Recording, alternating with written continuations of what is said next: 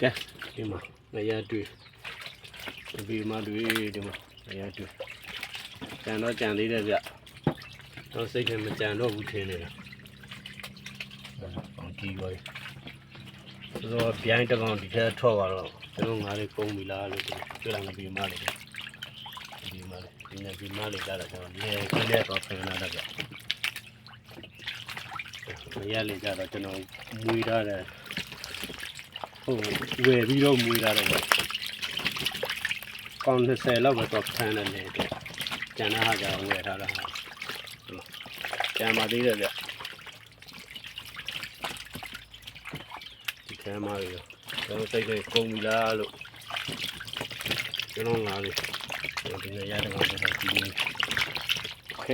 ကျွန်တော်စီးပေးလိုက်အောင်မနော်ကန်စီးလိုက်အောင်မကန်စီးပြီးမှရေဒီပါလေးပြန်ထည့်တဲ့ချိန်မှာတစ်ခါပြန်ရိုက်ပြီးတော့တင်ပေးမယ်နော်ကဲ